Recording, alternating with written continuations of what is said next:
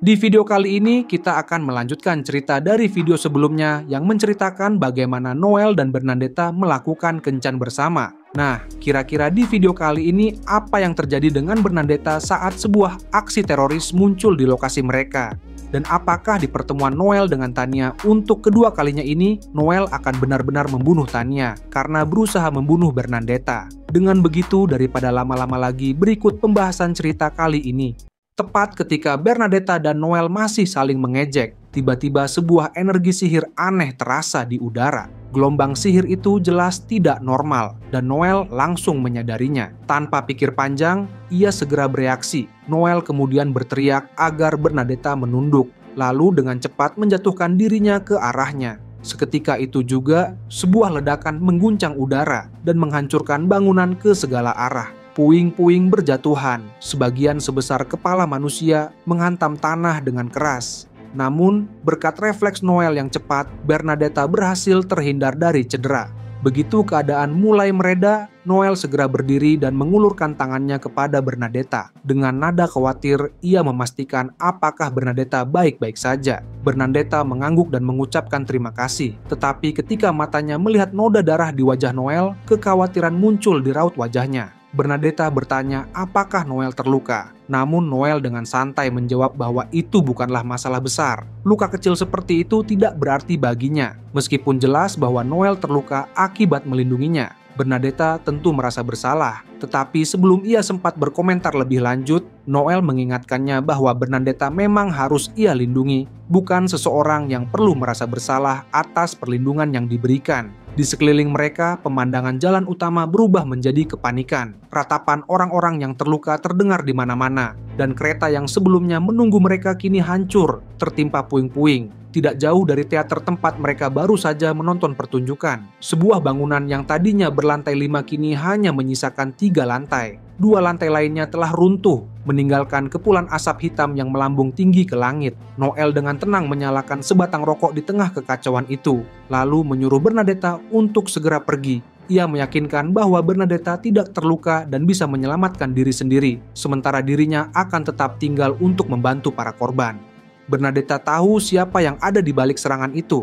Energi sihir yang ia rasakan jelas berasal dari Melbolk. Namun, meskipun awalnya ia mengira dirinya yang menjadi target, ledakan ini terasa terlalu mendadak dan tidak terarah. Sebagai ancaman, serangan itu terasa tidak serius tetapi dampaknya sangat besar. Bagian kota yang tadinya damai kini hancur dalam sekejap dan meninggalkan banyak korban yang menderita. Tatapan Bernadetta tertuju pada seorang ibu yang menangis sambil mendekap bayinya, dikelilingi oleh orang-orang yang terluka dan meratap dalam kesakitan. Pemandangan itu membuatnya semakin yakin untuk segera pergi. Tanpa menoleh lagi, ia mempercepat langkahnya dan langsung meninggalkan lokasi kejadian dengan perasaan yang khawatir. Setelah Bernadetta pergi, Noel segera bergabung dengan polisi dan petugas pemadam kebakaran untuk membantu evakuasi serta memberikan pertolongan pertama. Seeker lain yang memiliki niat baik juga turut serta, menunjukkan bahwa hampir semua dari mereka memiliki pelatihan dasar untuk menangani situasi darurat, terutama saat abis muncul di tengah kota. Sebagai pemimpin klan Wild Tempest, Noel mengambil alih koordinasi dan memastikan semua korban mendapatkan perawatan. Meskipun banyak yang mengalami luka serius, setidaknya tidak ada korban jiwa. Berkat kehadiran beberapa seeker penyembuh berpengalaman, para korban dengan luka ringan dapat sembuh sepenuhnya. Sementara mereka yang lebih parah setidaknya cukup stabil untuk pulang. Saat keadaan mulai terkendali, Noel menyempatkan diri untuk beristirahat sejenak sambil menikmati sebatang rokok. Di tengah kepulan asap yang melambung tinggi, seorang kapten pemadam kebakaran menghampiri Noel dan menyampaikan rasa terima kasih atas bantuannya. Berkat kerjasama yang cepat dan efisien, banyak nyawa berhasil diselamatkan. Noel hanya menyatakan bahwa itu adalah tanggung jawabnya sebagai warga kekaisaran. Namun, pikirannya tidak berhenti pada tugasnya hari ini. Ia ingin mengetahui lebih lanjut tentang sumber ledakan tersebut. Ketika ia bertanya kepada kapten pemadam kebakaran mengenai hal itu, jawabannya masih belum jelas.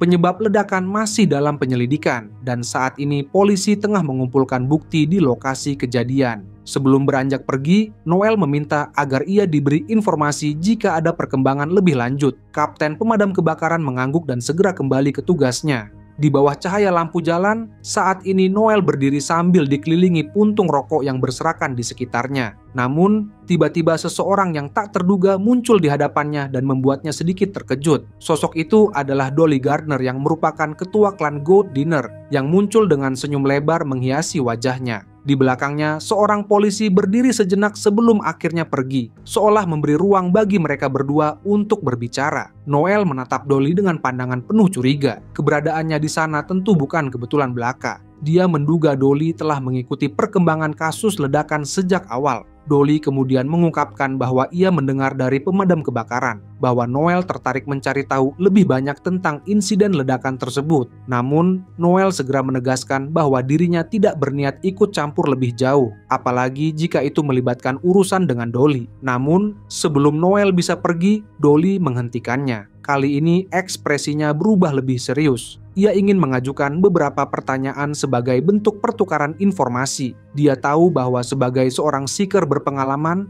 Noel pasti menyadari sesuatu saat ledakan terjadi. Noel memang memperhatikan sesuatu yang mencurigakan, tetapi tanpa informasi lebih lanjut, dia tidak bisa memberikan kesimpulan yang pasti. Karena itu, dia meminta Dolly untuk terlebih dahulu mengungkapkan apa yang dia ketahui. Dolly menghela napas sebelum akhirnya mengeluarkan sebuah foto dan menyerahkannya kepada Noel. Dalam foto itu, tampak seorang wanita dengan penampilan seorang hibrida yang belum pernah Noel lihat sebelumnya. Dolly menjelaskan bahwa wanita itu bernama Raisin, seorang pialang informasi di Kekaisaran. Meski berpakaian terbuka, Raisin adalah sosok yang sangat berbahaya. Ia kerap berurusan dengan mata-mata dari negara tetangga dan diduga memiliki hubungan dengan berbagai aktivitas mencurigakan. Noel mulai memahami arah pembicaraan ini. Dolly bersama polisi telah lama melacak keberadaan Raisin karena dianggap sebagai ancaman bagi kekaisaran. Namun, dalam penyelidikan tersebut mereka justru menemukan sesuatu yang lebih besar. Dolly menyebutkan nama sebuah kultus yang belum pernah Noel dengar sebelumnya, yaitu kultus Netherworld. Kultus ini ternyata adalah sekte keagamaan yang menyembah makhluk abis sebagai dewa mereka. Para pengikutnya dikenal fanatik dan tidak segan-segan menculik orang untuk dijadikan tumbal dalam ritual yang berlangsung berhari-hari. Noel hanya bisa menggelengkan kepala, sulit memahami betapa jauh orang bisa tersesat dalam keyakinan mereka. Dolly melanjutkan penjelasannya bahwa kultus ini menyimpan kebencian mendalam terhadap orang-orang kaya. Pada dasarnya, mereka adalah kelompok teroris yang berlindung di balik kedok sebuah sekte keagamaan. Yang lebih mengejutkan lagi, pusat dari kultus ini tampaknya berhubungan langsung dengan Raisin.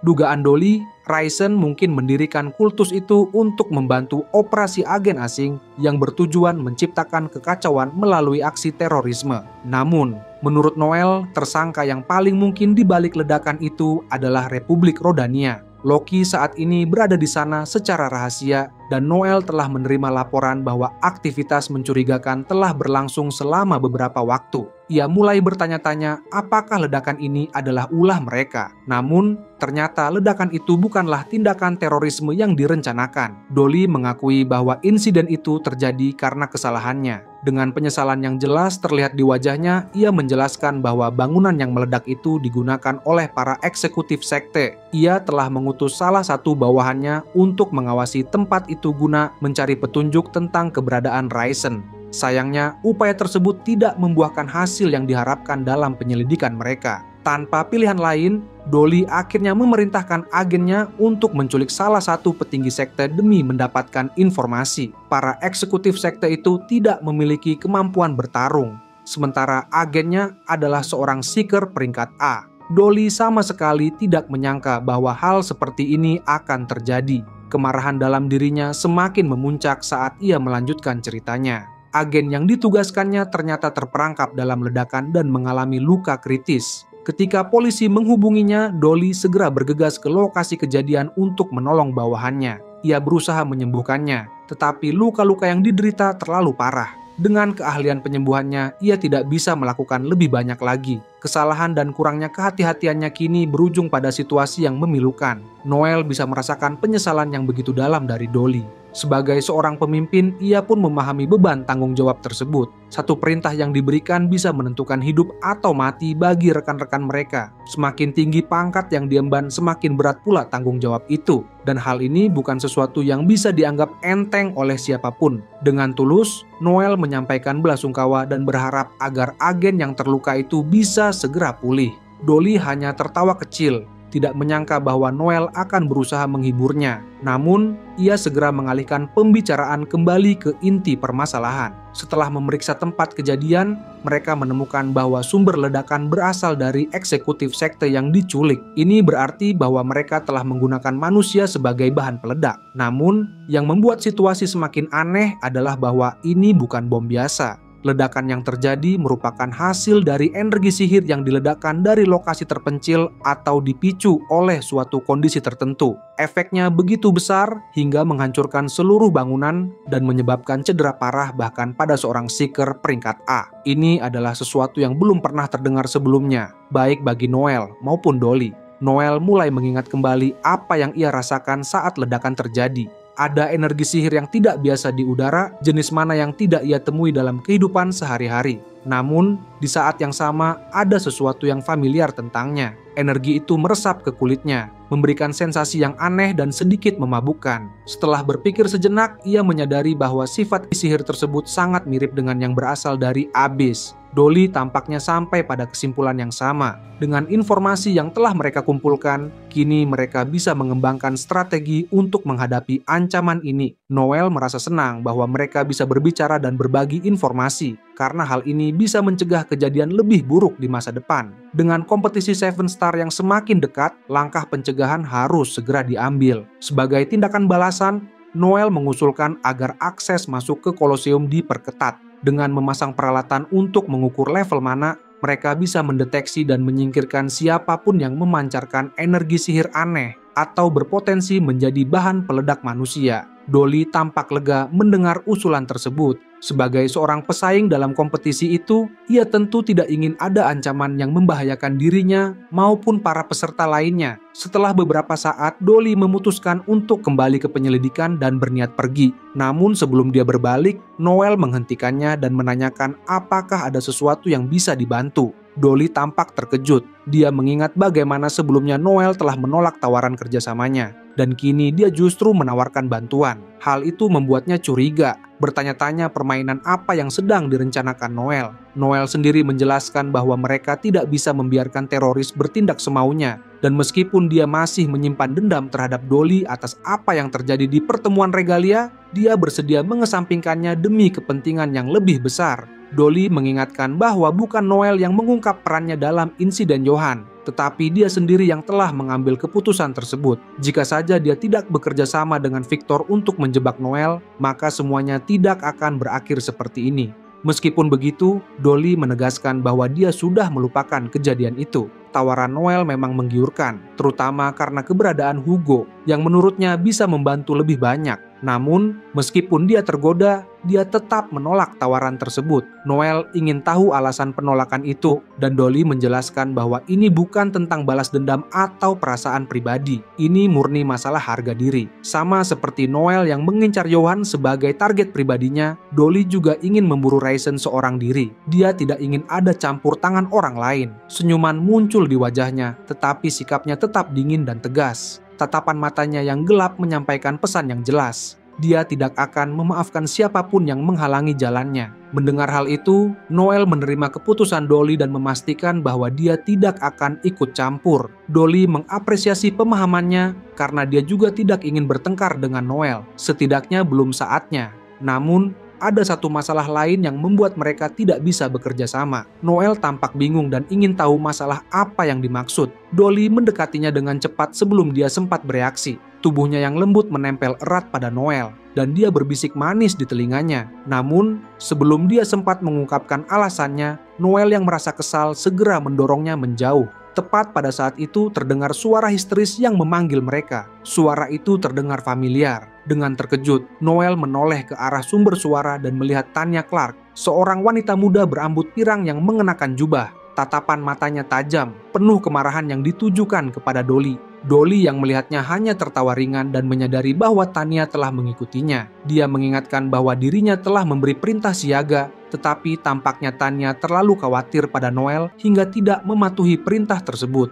Mendengar itu, Tanya yang merupakan bawahannya terlihat canggung dan mengalihkan pandangan. Dolly menghela napas, lalu mengatakan bahwa dia tahu betul kebiasaan Tanya yang kurang bisa menahan diri sejak pertama kali bekerja dengannya. Namun, kali ini dia memutuskan untuk memaafkannya. Dengan suara rendah, Tanya meminta maaf sambil menundukkan kepala. Kemudian, Dolly kembali menatap Noel dan menjelaskan bahwa sekarang dia tahu alasan mereka tidak bisa bekerja sama. Tanya adalah faktor penghambat yang dia maksudkan. Noel yang menyaksikan interaksi mereka tampak terkejut, sementara kemarahan mulai muncul di dalam dirinya. Dia masih tidak percaya dengan apa yang terjadi, dan pertanyaan pun meluncur dari bibirnya, mempertanyakan keberadaan Tanya di tempat ini. Tanya Clark dulunya adalah anggota Blue Beyond, kelompok yang Noel bentuk sebelum Wild Tempest. Namun, Tanya telah merampas penghasilan kelompok Blue Beyond, yang membuat Noel mengambil keputusan untuk menjual Tanya dan Lloyd sebagai budak. Seorang kakek tua kemudian membelinya. Tetapi setelah sang kakek meninggal, Tanya mendapatkan kebebasannya kembali. Seharusnya setelah kejadian itu, Tanya bisa menjalani kehidupan yang santai dan memuaskan sendirian. Namun,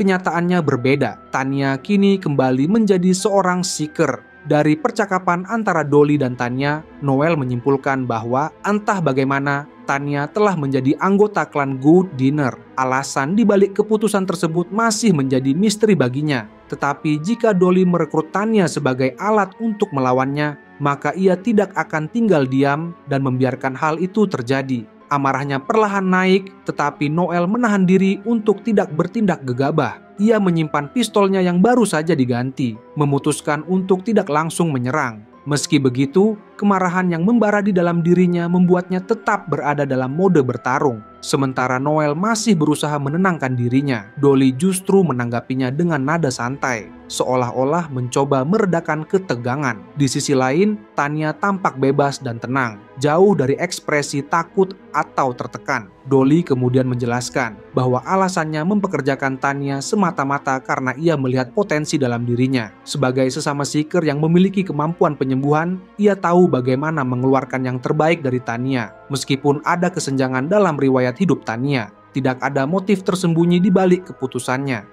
Dolly dengan tenang menegaskan bahwa Noel bisa mempercayainya, bahkan memintanya untuk membaca ekspresi wajahnya jika masih ragu. Setelah menarik napas dalam-dalam dan menenangkan pikirannya, Noel pun menyadari bahwa Dolly tidak berbohong. Dolly mengatakan hal yang sebenarnya, dan dengan pemahaman itu, kemarahan yang sempat menguasainya mulai mereda. Tanpa banyak kata, Noel memilih untuk tidak ikut campur lebih jauh. Ia membiarkan Dolly melakukan apapun yang diinginkannya. Jika Tanya benar-benar ingin bergabung dengan klan Good Dinner, itu adalah pilihannya sendiri. Setelah meninggalkan lokasi kejadian, Noel memilih berjalan melalui gang-gang kecil agar terhindar dari perhatian orang-orang di sekitarnya. Jalan utama saat itu dipenuhi kerumunan yang semakin banyak, semua berusaha mencari tahu apa yang telah terjadi. Di sisi lain, polisi dan garis pembatas berusaha mengendalikan situasi. Noel merasa kasihan pada petugas keamanan yang kemungkinan besar harus bekerja sepanjang malam. Jika dirinya sampai terlihat, keadaan bisa semakin sulit bagi mereka. Karena itu, ia memilih jalanan yang lebih sepi dan gelap. Namun, langkahnya terhenti ketika sebuah suara memanggilnya dari belakang. Tanya yang tampak kelelahan berlari mengejarnya. Awalnya, Noel berniat mengabaikannya dan terus berjalan. Tetapi teriakan Tanya yang menyebut namanya terlalu menarik perhatian. Tidak ingin semakin menjadi sorotan, Noel akhirnya memilih untuk berhenti. Begitu mendekat, Tanya langsung mengangkat tangannya ke wajah Noel dan mulai menyembuhkan luka yang ada di sana. Noel sendiri baru menyadari bahwa dirinya terluka, terlalu sibuk hingga melupakan rasa sakitnya sendiri. Tanya menegurnya karena tidak segera merawat luka itu, tetapi Noel hanya menepis tangan Tanya dengan geram. Ia tidak tahan dengan sikap Tanya yang seolah masih peduli. Ia menggerutu dengan perasaan kesal, mengungkapkan kebenciannya dan menegaskan bahwa perhatian Tanya tidak akan mengubah apapun. Noel menyuruh Tanya agar berhenti bertindak bodoh dan menyadari posisinya. Ekspresi Tanya yang awalnya sedih berubah menjadi penuh kebencian. Ia kemudian menyebut tentang rumor hubungan Noel dengan putri Ralph Golding. Noel menanggapinya dengan mengatakan bahwa hal itu tidak ada hubungannya dengan Tanya. Namun, Tania dengan penuh kebencian mengingatkan ancamannya bahwa dirinya akan membunuh siapapun yang mendekati Noel, tidak terkecuali Bernadetta Golding yang merupakan pacar Noel saat ini. Noel hanya menganggap ancaman itu hanyalah omong kosong dan meremehkannya.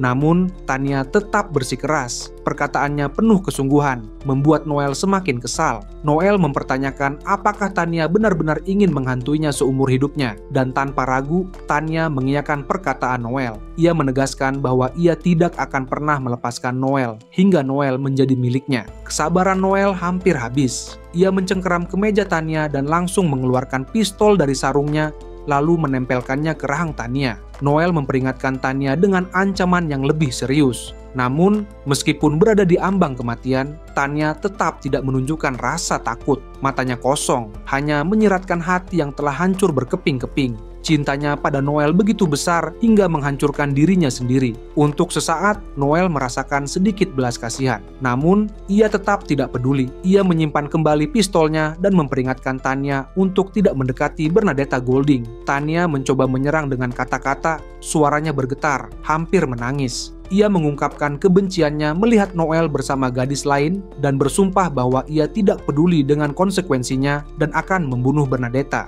Noel dengan tenang menyanggah perkataan Tania. Selama dirinya masih ada, Tania tidak akan bisa melakukan hal itu. Air mata mulai mengalir dari mata Tania. Dengan penuh emosi, ia menggigit bibirnya sendiri hingga robek dan berdarah. Setelah terdiam beberapa saat, ia akhirnya berbalik dan pergi dengan perasaan sedih dan kecewa. Di tengah keheningan, suara lain muncul. Seorang pria berambut perak yang tiba-tiba berdiri di samping Noel mengamati kepergian Tania. Ia berkomentar bahwa melihat keadaan Tania mungkin akan lebih baik jika Noel benar-benar membunuhnya. Noel tidak menanggapi dengan baik. Dengan nada dingin, ia menyuruh pria itu segera pergi ke neraka. Sosok tersebut pun menghilang begitu saja. Noel kemudian mengambil sebatang rokok, lalu menyalakannya dengan korek api. Ia menghela napas dalam-dalam, mencoba menenangkan dirinya sebelum kembali melanjutkan langkahnya.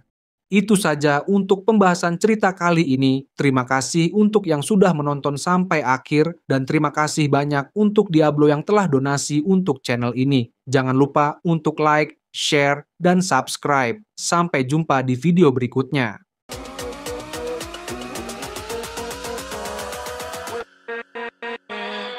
With